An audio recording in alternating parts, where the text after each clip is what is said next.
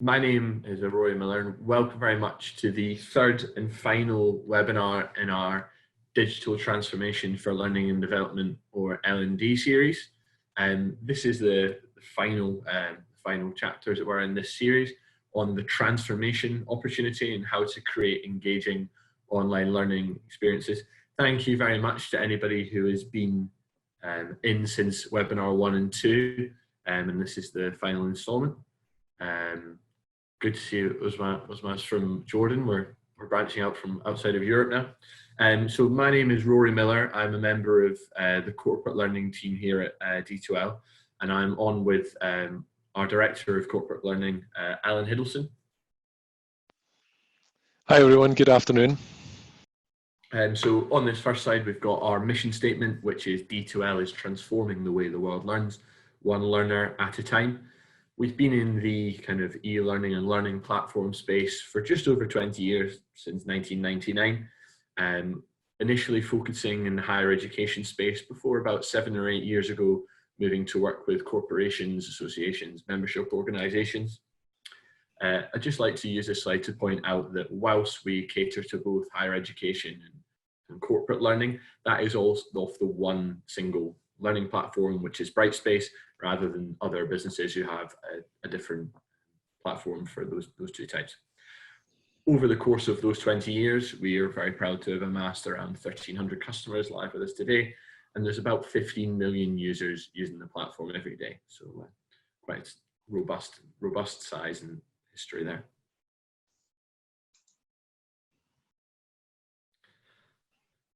Following on, these are kind of the slide that I like to call the 3 tenets of Brightspace, with our pyramid on the right-hand side. So at the top left of the list and bottom of the pyramid is our award-winning learning platform, which is Brightspace, which we're very proud of. Also, in your partnership as a vendor for digital learning transformation, we also have a large department of advisory and creative services to make sure that any project which you're going to be running to realize a learning environment, and perhaps migration or indeed a new one from scratch, will be a success. We have a kind of a very substantial department and history with dealing with that. Finally, we also have our customer success model. This is due to our belief that everything doesn't end at go live. Indeed, that is just the beginning of the journey in truth. And the customer success model is to make sure that we're continually developing and learning more about each other and forming a real strategic partnership to realize your goals with respect to your learning environment. So that is enough about us. I will just now hand over to Alan to get into today's webinar presentation. Thanks, Alan. Thanks very much, Rory. So as Rory said earlier, we are this is the third webinar in the series, so we're completing our journey through, or perhaps we're just potentially just starting our journey in terms of digital transformation of learning. Obviously, in the first session, we talked about, okay, we're going to have to do digital transformation overnight. What are we going to do? How are we going to replicate our existing teaching and learning practices? Session 2, we're looking at, okay, so we've kind of got that nailed. How do we start to kind of make things more interesting? How do we start to supplement that and introduce some asynchronous learning approaches? Today, we're going to be talking about how would we actually tackle transforming the learning experience. So actually starting with a blank page and starting to think about some of the tools, tactics, approaches and things that we could actually implement, and then how we might go about that as well. So on the agenda for today, first thing that we're going to cover is the importance of digital learning in the long term. So obviously we know there's a whole bunch of things going on at the moment. We're in some very unusual times, but we're going to look at some of the things that are happening anyway and how it's impacted. And then we're going to look at like some examples about how we might take a new approach to learning, some tools and tactics that may be leveraged to take a sort of digital first approach to learning. And then we'll also just touch very briefly on some of the key elements of change management and started to embrace that and develop a plan for success going forward. So with that said, I'd like to kick things off with the first poll that we have today. And just, I'm interested to understand a little bit more about where you are with your organization today. So we know that there's obviously some significant you know, factors that are impacting how we work and how we learn today. But obviously there are some things that will have an impact anyway. So interested to know where people are with this. So just leave it open for a little moment, see what responses we get.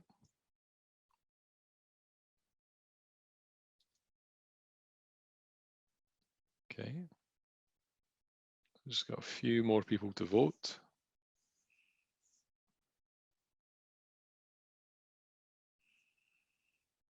Oh.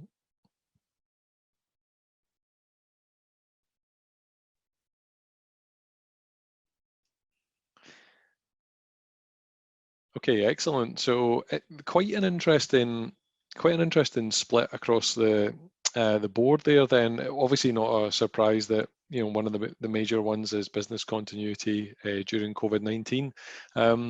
It's one of the things that's quite interesting to see is the developing the future skills and workflow force of the future is the sort of joint leader with that.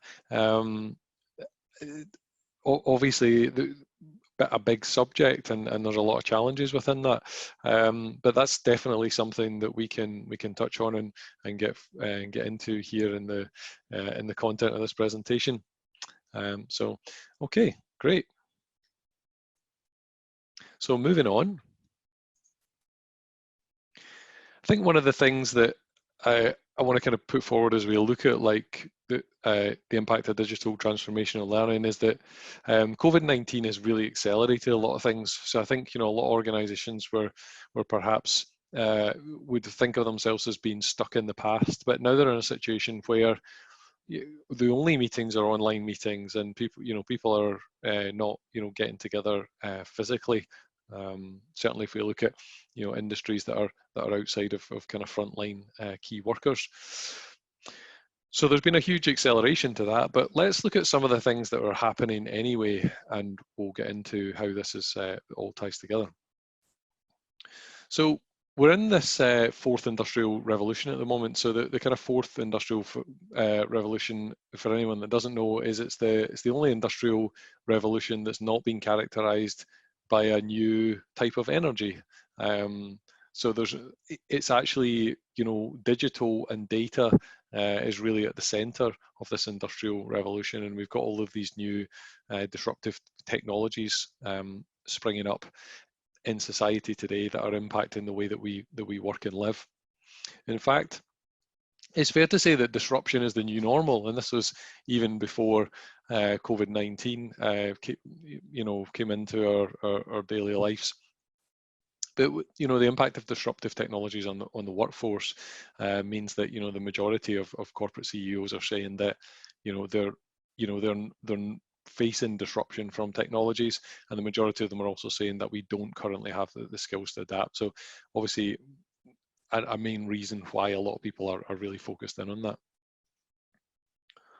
What I think is quite interesting about this survey data that we found is that, and this is from a PwC survey and a Deloitte survey as well.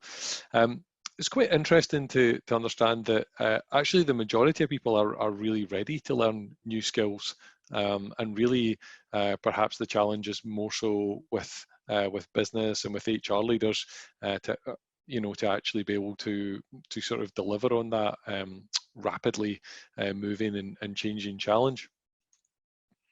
And if we look at some of the challenges that we have today, obviously we know that, you know, media consumption trends are changing, and actually, like right now, media consumption trends have had to change quite drastically, and obviously not just in the workplace, but things like Netflix are getting absolutely hammered, and people are consuming more and more digital media than ever before. There's a huge generational shift in the workforce, and actually all generations really had to embrace digital technology quite recently. There are new next gen technologies that are emerging. The impact of all of these things means that people's expectations are changing, so customer expectations are changing, and then we obviously have this concept of the end of the office. You know, people are actually adapting to a world at the moment where they don't actually have to physically be in an office building at all. So there's a number of different changes that are there. that are happening right now. And these things were sort of big mega trends that I think were happening anyway. One of the things that I found really interesting, and kind of do a lot of reading about the future of work and future skills, and there's a really great report that's put together by IBM and the Enterprise Guide to Closing Skill Gaps. And one of the things that really stuck out for me was that the time it takes to close a skill gap through traditional training has increased more than 10 times in the past 4 years, jumping from 3 days to 36 days. So when I first read that, I was like, impossible. Like, how can that be? It was a real, like, you know, slapped me in the face as a bit of a shock thing. But actually, the more I started to kind of read into that, about why that was and try to understand, you know, the reasons for this trend, the more interesting it actually became. Because if you look at some of the skills that I think are rated by, you know, LinkedIn as the sort of, you know, these are the most in-demand skills, and I think now LinkedIn has a very, very rich data set that's out there, and you're able to sort of very easily sort of, you know, crawl data about the skills that are being searched for and the skills people are having on their profile and keywords that people are using.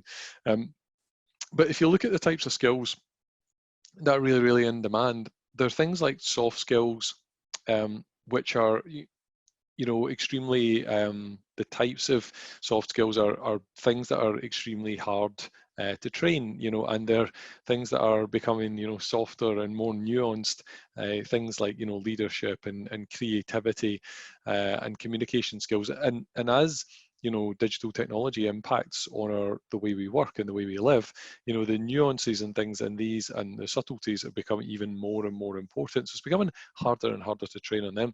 Obviously, if you look at technical skills or hard skills, as you know, they've defined it, one of the things that we'll find here is that obviously the impact of disruptive technology means there's more and more demand for understanding new technologies, new technical skills and things.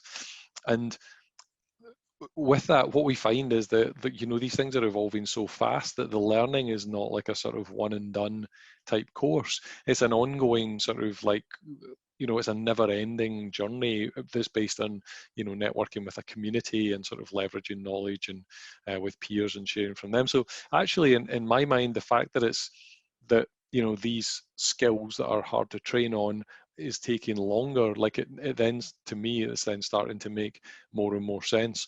So if we kind of summarize, like, what are some of the changing demands in today's you know, workforce? We've got obviously soft skill development, and then we've got technical skill upgrading, so the more hard skills, and then we've got sort of sales and marketing training, which interestingly sort of combines both of those worlds, both leveraging a lot of technical skill and soft skills at the same time as well. So with that, we're now going to kind of dive into some of the tools and tactics and things that we can use to deploy to assist the kind of digital transformation of learning. But before we do that, interested to hear from all of you again, and really like to hear about where you are in your online learning journey. So I know there could be people who've not done very much with online learning at all. I think when I put this poll together, I was perhaps not considering the fact that, you know, there wouldn't be any opportunities for offline learning, but nonetheless, you may be right at the start of your journey, or you may be, you know, digital learning is a core part of what you do, and it's everything in your day-to-day, and your social and collaborative digital learning is just what you do. Okay, so we'll give people a little bit more time to respond to these polls. That should now be running. Excellent. Okay, so taking a quick look at that. So obviously, almost everyone's doing some type of digital learning. And actually, perhaps not unsurprisingly, most people are, you know, big into virtual events and webinars and things right at this point in time, given the constraints that we have with face-to-face learning. And obviously, it's one of the things that we've talked about in the previous webinars. where you're kind of like stage one was, let's replicate what we're doing at the moment. So I think that, you know, many people are kind of at that sort of stage one in their journey right now. Okay, great stuff. So we'll move on from the poll. So thanks again, everyone, for your feedback and your input into the poll. It's really good to know where people are coming from. So we're going to discuss now how we start to apply different approaches to our organisation's learning programme, and this can help not only in keeping our learners engaged, but also in terms of being able to scale and handle new requirements as they appear. I believe that we need to offer our employees, our members, our customers learning opportunities that are available whenever and wherever.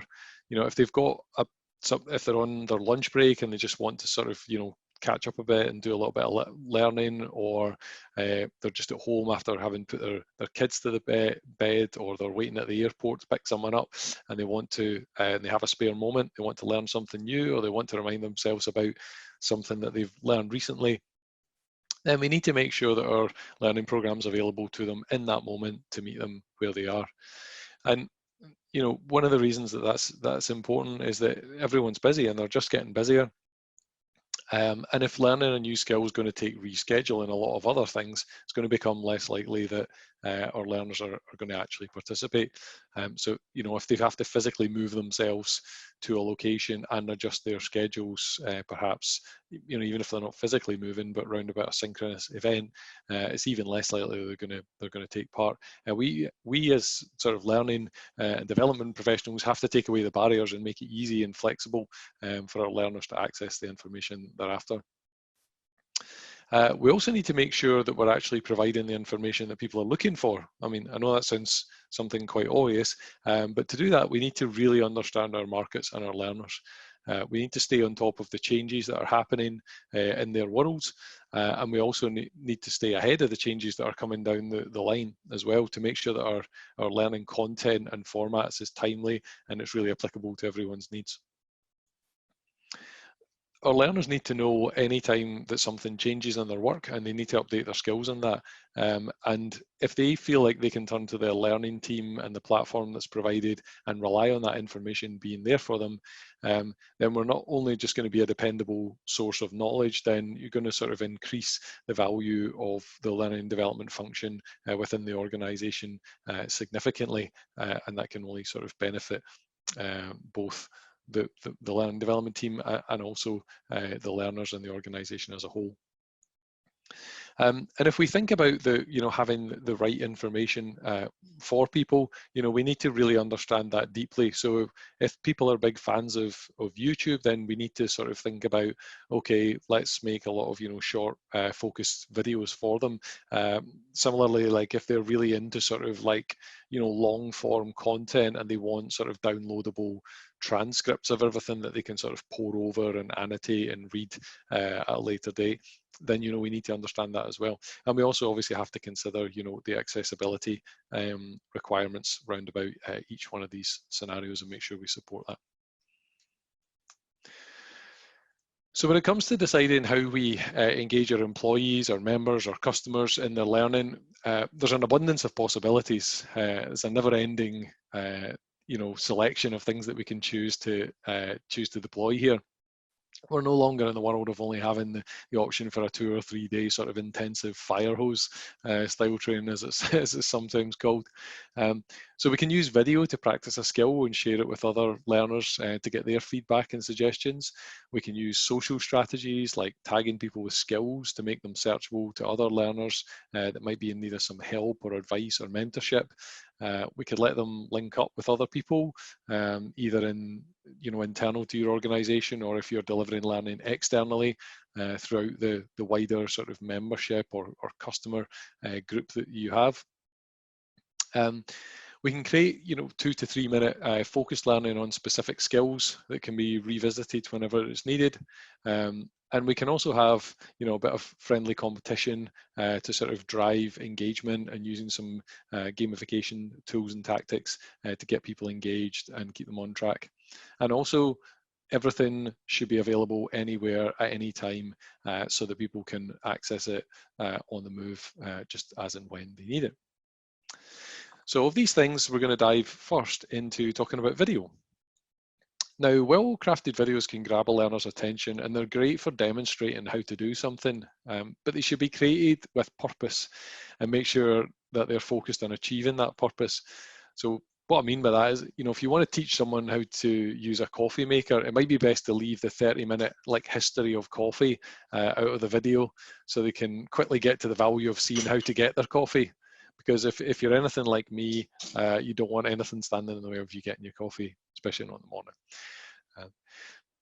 But you can still give them the history lesson because that will be interesting and it'll be relevant to some particular learners within your audience. But you might want to provide it as a supplementary option at the end of that video. So now that you know how to get your coffee, if you want to learn more about the history of coffee and you've had some caffeine, click here for the 30-minute overview.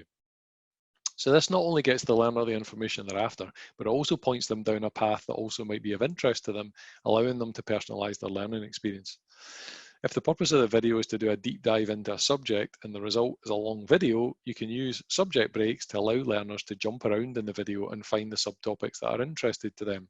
So, much like the kind of chaptering and things that you'll see in tools like Netflix and things. So rather than having to scroll through the video, back and forth, then you can find the details you're after when you want to. So it's a way of putting more control to the learner and personalize for them. So video is a really popular way to communicate information, but one thing to think about that perhaps everyone doesn't always consider when they think about digital learning is it doesn't have to be one directional. We can use video to get feedback and to allow our learners to interact with each other and therefore learn from each other using a social assessment style approach. Now, for anyone that's not heard of what social assessment is, but a social assessment can help you get feedback from peers, either within your own organization, if you're like a large, global company, or it could be, if you're a person within a smaller organization and you're part of a wider network, perhaps working with a professional, association, then it can connect you to a community of peers where you can share expertise with people outside of your workplace, and this type of informal feedback from peers can be hugely beneficial, particularly to specialized professionals that might find it hard to sort of connect and get feedback from other people in their own organization. So when we give learners the opportunity to learn socially at scale using digital technology, we also go from being a provider of information to being an actual connection point for them and unlocking a community of skills and development for them. So to kind of reinforce this a little bit, I'm going to give you an example. I'm going to introduce you to Brian. So I want to take just a little minute to give you an example of how that development community could happen. So Brian has decided he wants to push his career forward, but he needs to work on his leadership skills to do that. He works for a small company and he hasn't been able to get an internal mentor, so he's turned to his professional association to work on his skills. He can not only watch short videos on tactics and leadership approaches there, but he can also record a video of himself practicing the things taught in the video and post it to the group of members also interested in leadership development.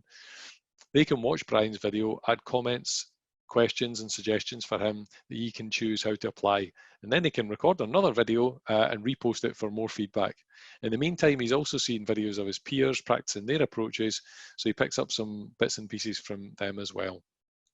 This practice and feedback loop can become one of the most valuable parts of his learning, and now he knows that this professional network that he's tapped into is truly a connection point to his new community for learning. And the exact same principle could be applied if Brian was part of a network within a large organization or connected with peers across multiple organizations by a company that was providing learning to a specialized group. Okay, now one of the questions that comes up a lot about that is how do we encourage our members to actually or learners to actually interact with this? Because it can be a bit daunting to record yourself and share it out with strangers to judge. The first thing is you need to make sure that the environment is very clearly a safe space for sharing. You need to let people know that these videos are not going to be shared outside the group unless they choose to do so. You need to give them guidelines on how to provide thoughtful, meaningful, and appropriate feedback, and allow members to give feedback on the feedback that they receive as well. So essentially, by creating the environment, the context, and making it a safe place for people to give feedback, then you encourage more participation. And obviously, if you give structure on how to give feedback that's both productive and helpful, then you're more likely that people will get value out of it, and therefore you get more engagement and you get more people returning and doing that. Okay. So we can also drive engagement and encourage people to participate by using a little bit of healthy competition. So one of the ways we can do that is we can use gamification. Now I know that some people will be kind of like roll their eyes a little bit and say, "Oh, gamification and professional learning. I'm not sure that this doesn't really resonate with our audience. You know, I don't know if it might come across as seeming a little bit childish and so on." But I think that one of the things that we have to sort of acknowledge is that, you know, the gaming industry globally is a massive growing industry, and it's hugely dominant in people's lives. There are game mechanics in almost everything that we do that's technology related. So think people are getting points and badges and nudges and notifications and working through stories and maps and things everywhere. So people being able to get badges when they achieve some kind of goal, or letting them show their badges in their profile to allow them to start to be seen as experts in their particular area. These things are starting to weave themselves into every part of people's lives. So to give you a bit of an example, I'm going to take it back to Brian and his example with video. So the first time he posts a video, he immediately sees that he's earned 100 points, and he gets a message congratulating him and letting him know about what some of the next steps are for collecting more points. He sees that he can double his points by watching and commenting on another learner's video within his leaders group, and his inner competitor kicks in. He needs those points. So he starts watching the videos posted by others while he's on a train in the morning, and while he's on the sofa or even the treadmill in the evening, because he's one of those really active people that likes to be always doing stuff. At first, it's all about getting those points, but as Brian starts to see how interesting some of the content is and some of the approaches and things that his peers are posting about what they're doing in their jobs, he starts to get a bit nosy and he wants to see more. Brian then overhears a conversation from one of his colleagues at work who wants to improve her leadership skills, and she's also struggling with making connections internally in their organization. So he sends her a link to the program, which also gets him some points. So Brian's gone from being a passive learner on the platform to being a full-blown advocate, and he's now actually promoting the program and communicating that out and getting more people on board.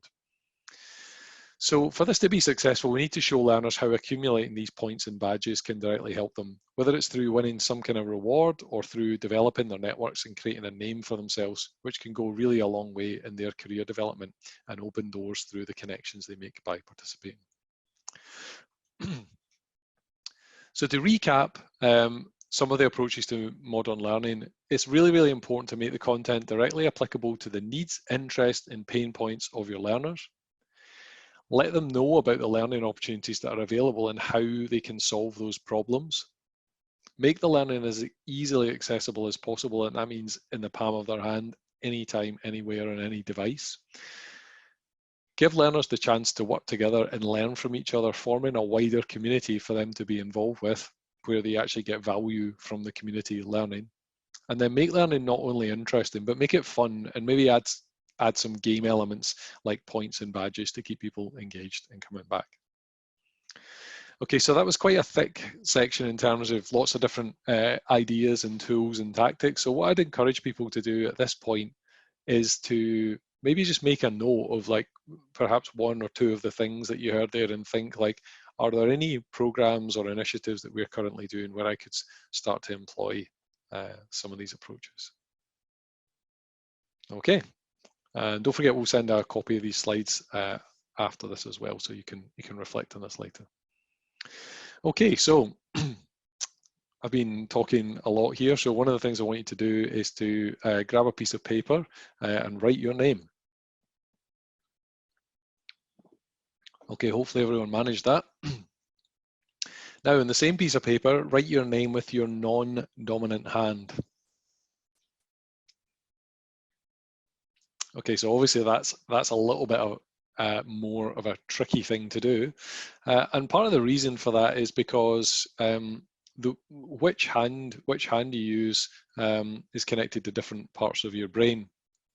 When you write with your non-dominant hand, you've got a direct connection to the right side of the brain, so that's the more intuitive and creative side of the things. Whereas when you write with your dominant hand, you're using the left brain, which is more, logical and analytical, and it just execute things from stored memory. And I think the main thing to take from this as we go into the next session is that change is difficult. And okay, that's a bit of a kind of like, basic example, but it is important when you're embarking on digital transformation of learning or any sort of large scale initiative to just always reflect on the fact that change is a process and not an event. You don't sort of go live with a new system and now we've done our digital transformation, right? Let's go off and tackle something else. It's a constant and ever evolving process, and you need to kind of think of that and have patience with that and have a systematic and methodical approach in order to execute properly in that area. So this is a huge subject, but I'm just going to touch on some of the key things very briefly that you can think about in order to make you successful. As part of our customer success methodology at D2L, and what we've sort of found to be successful as you sort of evolve your digital transformation, these are some of the key result areas. We recommend that you take a plan, achieve, and measure approach. And there's a few different elements to focus in on. So obviously it's key that you define what are your organizational objectives, and obviously you think about how they relate to online learning. Seems fairly basic, but oftentimes people can get really caught up in, and forget why are we doing this.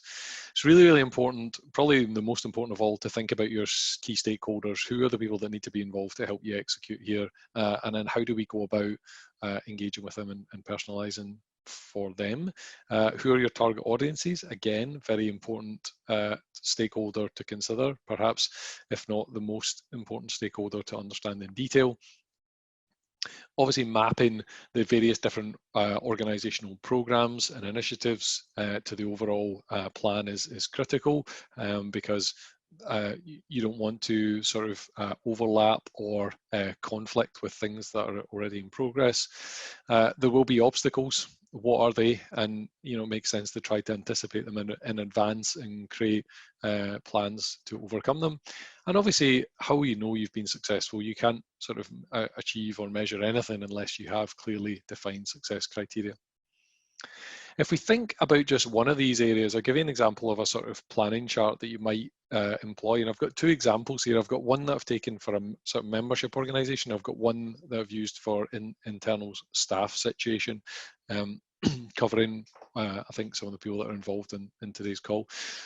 So if we look at the membership here, one of the key things to think about here is that we've got various different stakeholders. So if we think about our head of membership, they really want to increase the value for members. Obviously, the recent impact of COVID-19 means social distancing is in place. People are not going to be coming along to face-to-face classroom learning, so they must have a digital learning option that's comparable in value to classroom learning.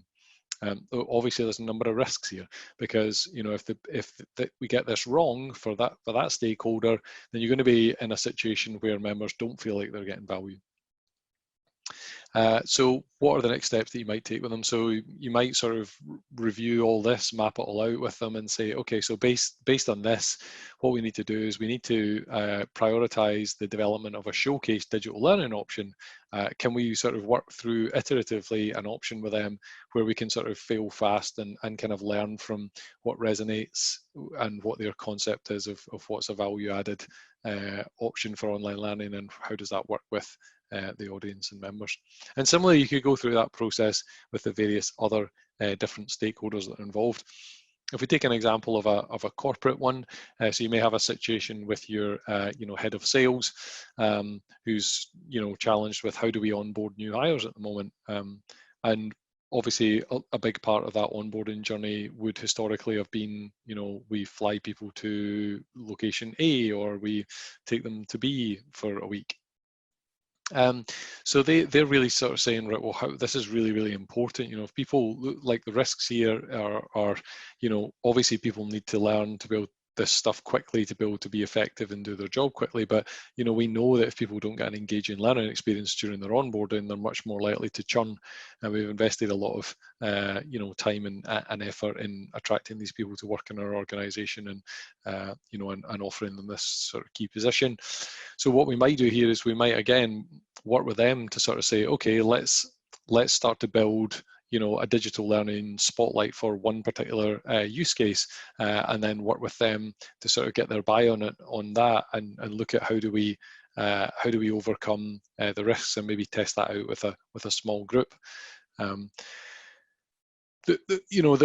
This is a sort of ongoing process as well, where you can sort of map out like the drivers, the gaps, the must-haves, and the risks, and there could be multiple for each one of the stakeholders. But at least that's a sort of way to start to think about it. And then when you actually have these next steps, you will then put that into some sort of project plan, and then you'll have like some sort of overall program plan. At D2L, we have a standard kind of implementation framework that we follow for implementing a new online learning platform or implementing any sort of digital learning initiative at all. And I think that model is fairly simple and it's fairly repeatable, and we know that it's extremely scalable as well. But if you want to sort of like tackle your digital transformation initiatives, the implementation of them in a structured way, then it's actually a good idea to just think about, okay, so we're going to break it into 4 phases. So you're going to have the initial sort of kickoff where you sort of get everyone together that are all the sort of involved stakeholders. We sort of define what it is that we're set out to do. And then we agree, a structure for governance and for reporting things going forward. We'll then move into a discover and design phase, and that's where we actually really look in detail about, okay, so these are the things we're trying to achieve. What does that actually mean in practice? Like, we need to define that and design that down at a much, much lower level of like, these are the success criteria. This is what we want to achieve here. This is what this looks like. We might start to build wireframes here. We might have some type of document where it defines what the design looks like, what the end state looks like, and that will be an iterative process then where it's been moved backward and forward throughout all the different people in that project or program. And then as we start to kind of get some clarity on that and we start to get some of the design built, we'll then start to look at like all the various different stakeholders in the organization and how do we make sure that they're enabled to fully leverage this new product, service, or platform. And then once we start to move to a level of where people are enabled and they understand what they're doing, we're then going to think about how do we launch this, and then how do we sort of make it grow and flourish. And we talked about in the stakeholder engagement framework previously about maybe launching some pilots or some early initiatives to sort of kind of fail fast and get people's feedback and buy-in.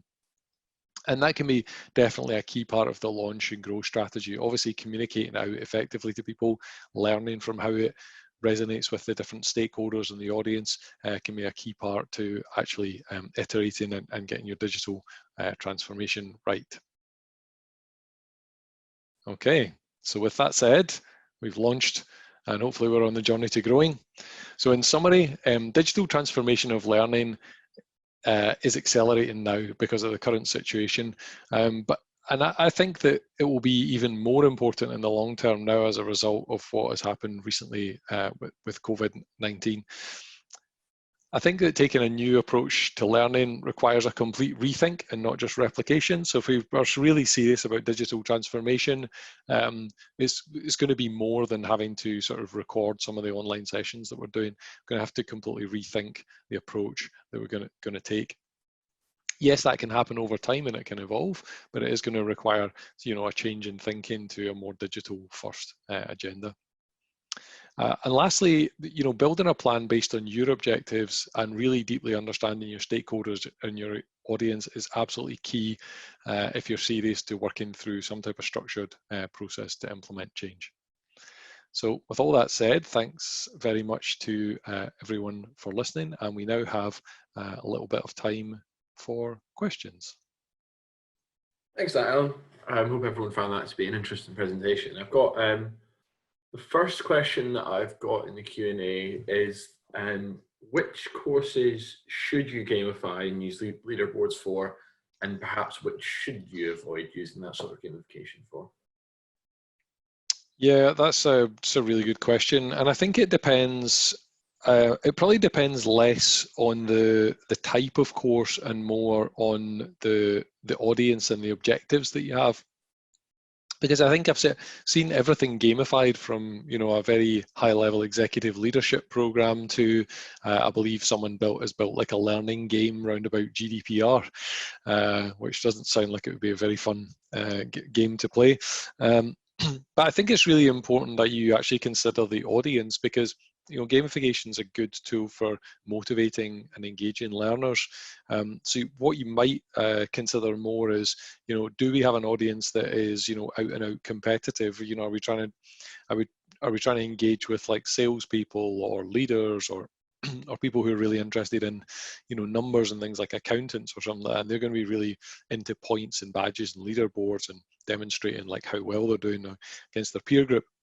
Or are we talking with more a sort of creative audience, and they may be more interested in some sort of type of map experience, or they may be interested in something more inclusive, like everyone being able to level up to the same level and being part of a sort of like wider group, or maybe they're more interested in being able to customize things more so that each person can have their own unique level of recognition. So I think it's perhaps less about the type of course and more about the audience that you're trying to serve.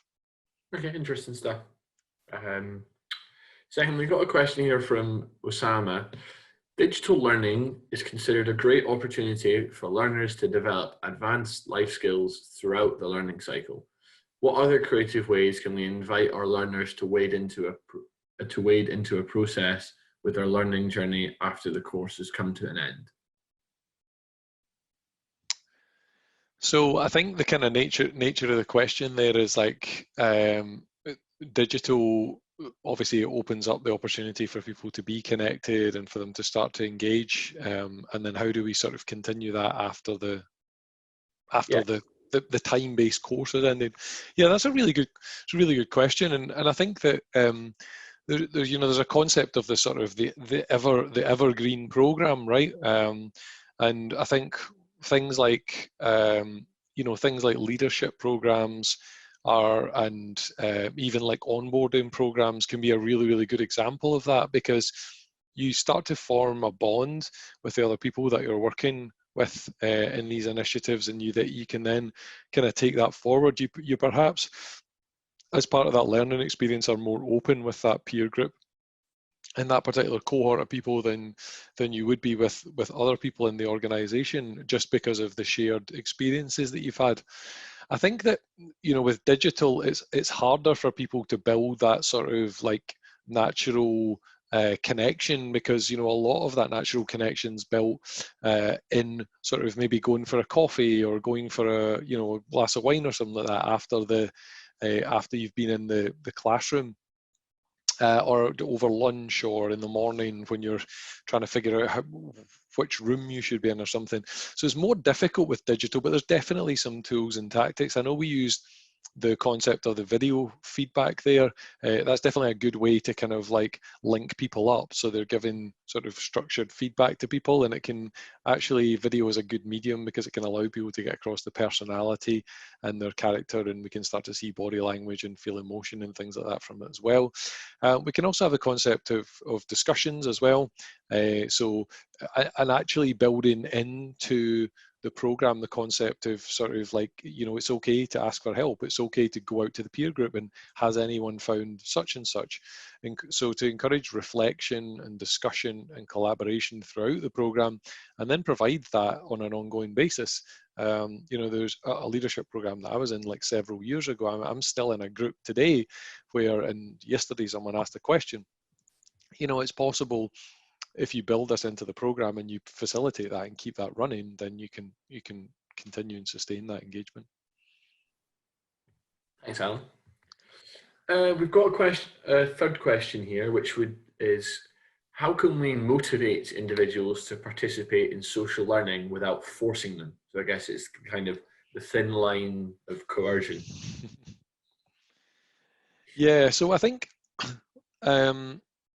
well, social learning, I mean, it kind of depends what you mean by social learning as well, because social learning is not a new concept. I think when people hear social learning, I mean, a lot of people in the technology industry, when they hear social learning, think like learning in a way that, like you would use social media. But actually, social learning has been around for like thousands of years, I guess. You know, people will do something and then they'll speak to somebody about it, and then they'll give them some feedback, and then they'll think, oh, right, okay, and then they'll reflect upon it and they'll go and do something else. So I think social learning is a natural thing that humans do anyway. You know, they remark upon things, and then they ask questions, or they say, oh, this happened, and then people comment and they give them feedback. So I think that's a natural thing that happens anyway. I think the bigger challenge is, and perhaps this is obviously where the question was pointed at, was that how do you make that like authentic and natural in a kind of digital context? Because it's, you know, it's not that just, hey, like, you know, have you ever found that such and such, or, oh yeah, I remember this one time that blah, blah, blah. So it's about actually building it into the program. So an example of that might be, okay, so now you've read about this, now you watch the video about the TED talk about it and whatever, like you've got to record a 2-minute video here and tell the group, you know, like what are your thoughts on like situational leadership? Like tell us what your thoughts are, like give us your idea on it, like, or and you can build that in at the start as well. You could even just say, like, before you could prime people to that they're going to be using these types of, like, we're going to be recording a video to talk about this, you're going to be writing a comment about this, you're going to be sharing your reflections about this, by just saying, hey, introduce yourself, where are you from, what town are you from, where'd you grow up, like what are you interested in, like what do you like to do. So you can sort of prime people for those types of behaviors, and then you can start to just build them in to the program over time as, okay, so now you've done that, so just click here and do that, and just encourage those types of things. Some people will be more into that, and other personality types will be less into that. But I think if you're kind of serious about promoting that type of social learning experience within a program, and it's important, then, you know, it's just about sort of priming people, creating the right structure and the right culture and environment for them to do it. Brilliant. I think we've perhaps got time for one more question. Thank you for all the comments, by the way, in the chat. Maria asks, my company is an outsourced learning provider. I am wondering about how to support a company in its learning journey through a learning digital platform. So I guess what would be the kind of touch points to assist them along the way in realizing that journey? What are some things that you would gate, I suppose? So it sounds like the question, if I'm understanding this correctly, Rory, is that they're a learning provider to a company and they're looking to sort of introduce like a digital learning option where they haven't had a digital learning option. I think so, yeah. Yeah. So that's really, obviously that's a really common thing to do. And yeah, it's quite that's almost perhaps one of the most difficult digital transformations, because obviously learning is your business, and the way that you do what you do is probably why people buy you, you know, and so changing to a digital type of approach is not just changing. It's not just about kind of introducing a new project or a new platform. It's fundamentally changing your business, and it impacts in a lot of different ways. So obviously impacts on like how you deliver, but it also has other impacts as well. So impacts on your commercial model. Customers will start to question, is digital learning as valuable to us as having somebody there in a room? And you could argue the case, for and against both approaches being better or not. So it's and then you've potentially got people that have been delivering in a face-to-face situation for quite a while and delivering the same things, and they may be resistant to change, or they may just not understand the tools and tactics and things to be that you can use with digital. So obviously, there's really a lot of things to consider there, and that could be I think it could be a whole webinar in itself. But I definitely think that one of the key things to do is to actually start to just to start to learn about like what makes a good digital learning experience. So the obvious thing to do is, well, we deliver that in a classroom at the moment, let's do it on Zoom. So you can do that, but you then start to run into the challenge of, okay, so this is a 2-day face-to-face training course, so it's going to be 2 days with 8 hours in total, on Zoom, and that's not a great experience for people. So then what is a great experience for people? So maybe it's a combination of those things, and then you can then start to kind of break it down into the various different building blocks that you have. And a good way to kind of reimagine like that type of like, hey, it's a 2-day like face-to-face, how do we, is to go back to like with a blank sheet of paper and things like, what are the objectives of this particular course? So rather than think about, well, the course works like this and it has that bit and this bit and that bit, and then we do this and then we do some role play and then we do that and then we have a break, but is to actually think, well, what are the objectives of this? What are the key learning objectives, right? And then we can think about, okay, so maybe we'll do some of it as like a synchronous delivery where we'll do that.